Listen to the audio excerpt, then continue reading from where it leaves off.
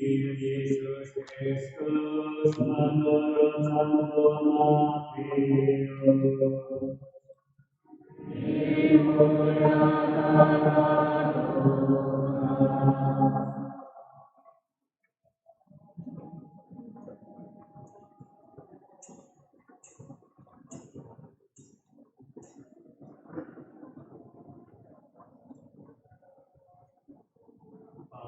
Ayat 1 sampai dengan 12.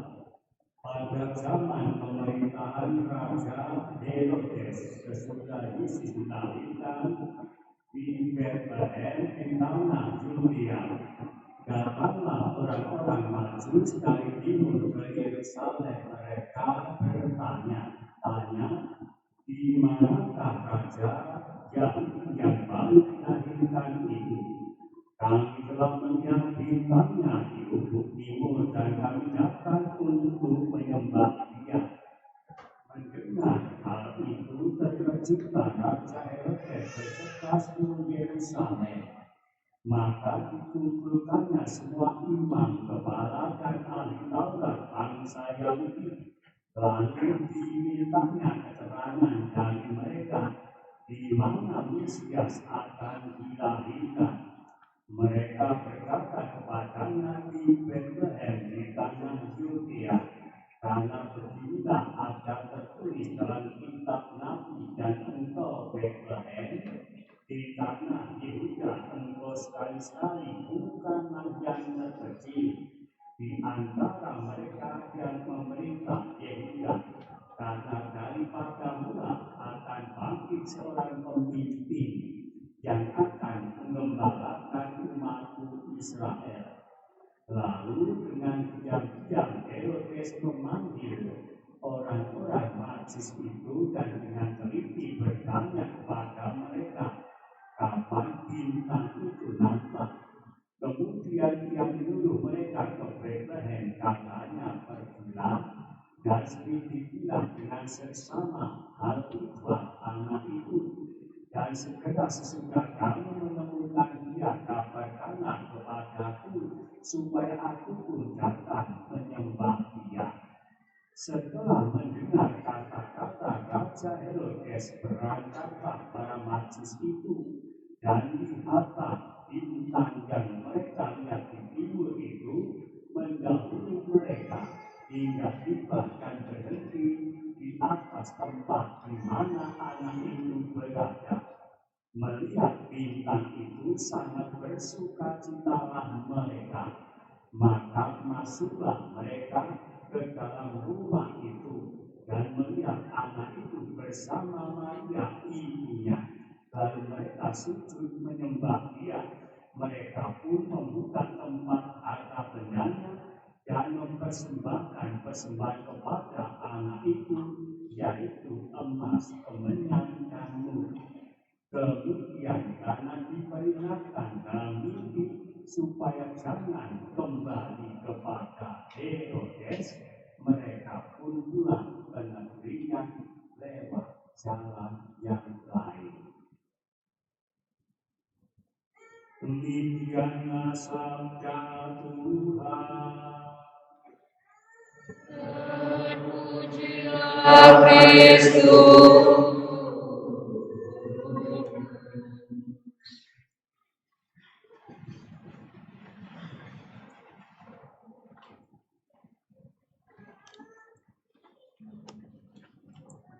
Saudara-saudariku, pada hari ini kita merayakan hari raya Natal untuk segala bangsa.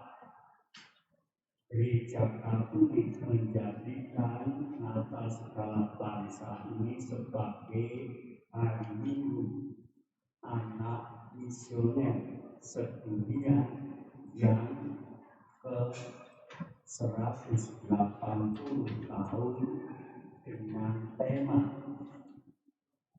anak misioner ini, yakni bersahabat, terlibat, menjadi berkat.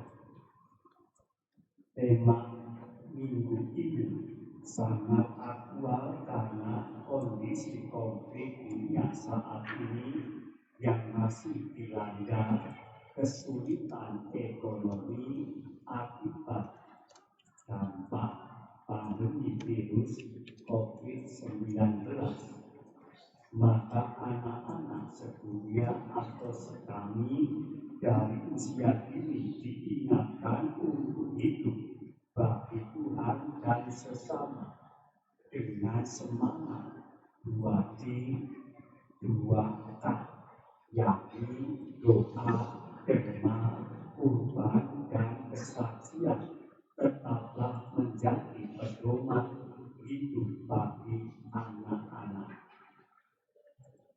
Semangat berbagi hidup bagi Tuhan dan sesama merupakan tanda kepedulian yang paling luhur, di mana anak-anak dari usia dini sudah belajar atau diajari oleh orang tuanya untuk berbagi sebagai tanda kepedulian.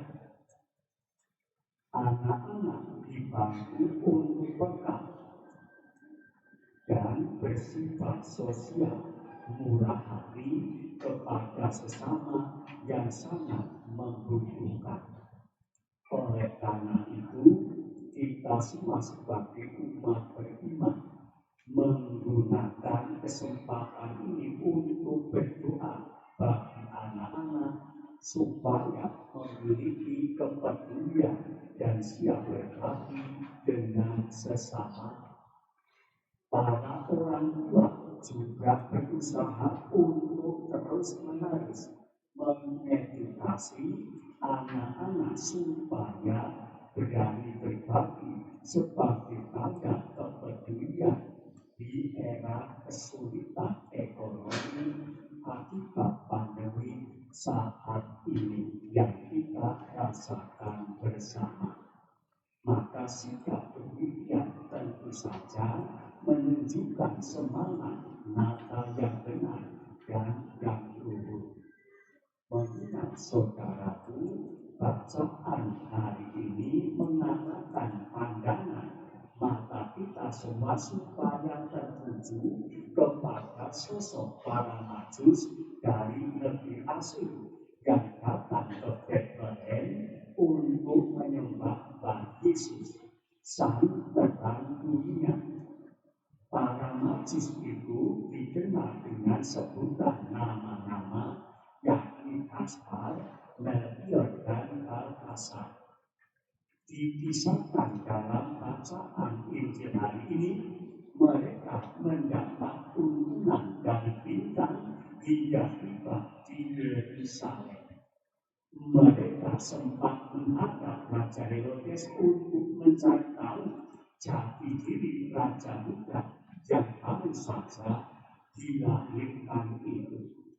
Tentu saja pencarian ini menggemparkan seluruh Yerusalem saat itu mulai dari istana. Raja Herodes saja merasa hebat dan juga tersaingi dan siap mengambil tindakan kejam dengan membunuh para bayi laki-laki usia 1-3 tahun dan itu tertulis dalam sejarah. Maka tindakan Herodes yang kejam ini laksana pandemi yang menggemparkan dunia saat itu. Selanjutnya, para majus meninggalkan Yerusalem menuju ke Bethlehem dengan tuntunan bintang untuk menyembahnya.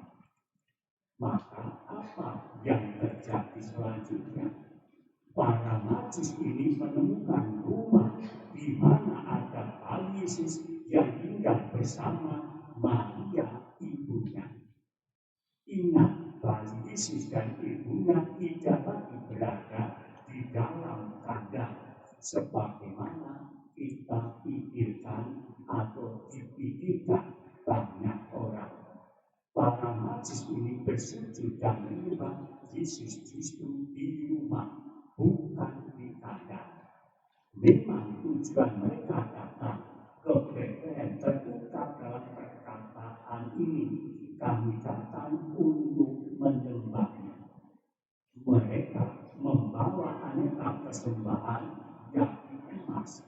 kemenyan dan emas dipersembahkan oleh bangsa-bangsa sebagai lambang kekayaan di dunia ini diperuntukkan kepada Bayi Yesus untuk mengakuinya sebagai Raja dari segala raja. Kemenyan merupakan wangi-wangian yang dipakai dalam ibadat suci di dalam rumah ibadat. Itu senantiasa melambangkan ketuhanan Yesus atau keilahiannya. Segala bangsa menyembah Yesus sebagai Tuhan. Sedangkan mur adalah getah pohon yang rasanya pahit, biasanya dipakai untuk mengawetkan jenazah. Jadi mur melambangkan kematian Yesus untuk menebus semua orang dari segala suku dan bangsa. Semua persembahan dari para majus ini sekaligus menunjukkan bahwa Tuhan Yesus itu menyelamatkan semua orang beriman. Keselamatannya adalah universal. Para majus dengan aneka persembahan ini mengajarkan kita kepada masa pemulihan pandemi untuk senantiasa bersikap sosial, murah hati kepada siapa saja, baik orang itu kita kenal maupun tidak mengenalnya. Saudaraku, pada masa pemulihan pandemi ini tidak hanya anak-anak misioner yang dipanggil untuk berbagi kehidupan dengan anak-anak misioner yang lain di seluruh dunia dengan gerakan 2T2K, doa, derma, kurban, dan kesaksian. Kita pun sebagai umat beriman, sebagai manusia, sebagai gereja dipanggil untuk berbagi kehidupan dengan sesama yang sangat membutuhkan. Ada banyak gerakan berbagi sebagai tanda kepedulian dan itu dinyatakan dalam komunitas-komunitas basis gereja ini seperti memberi sembako, alat-alat kesehatan, obat-obatan, tenaga pikiran, dan lain sebagainya.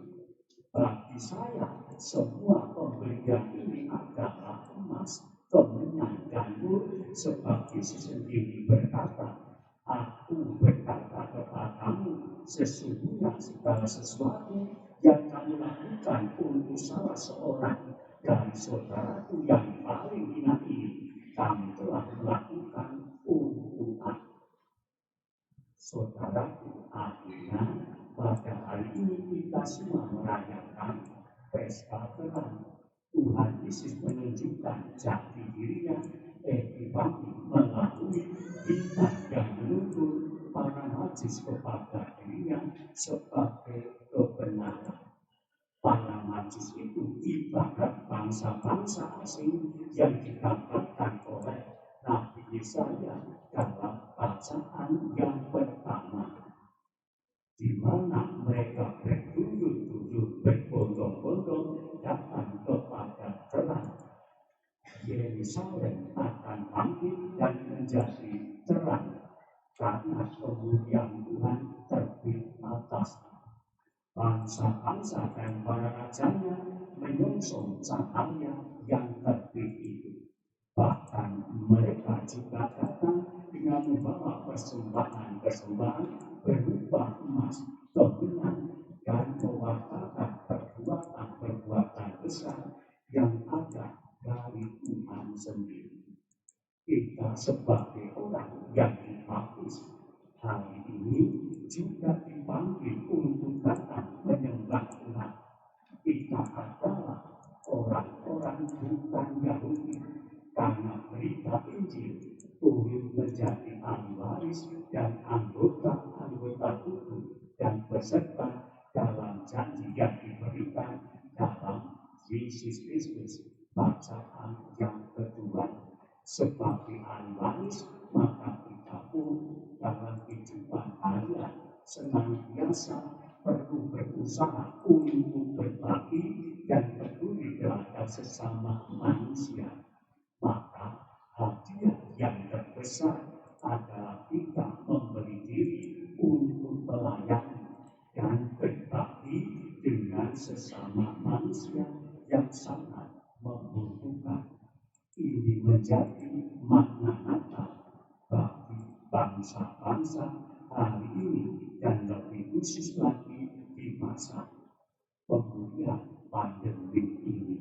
Mari kita mewujudkan kehidupan harian sebagai semangat berbakti di masa kesulitan.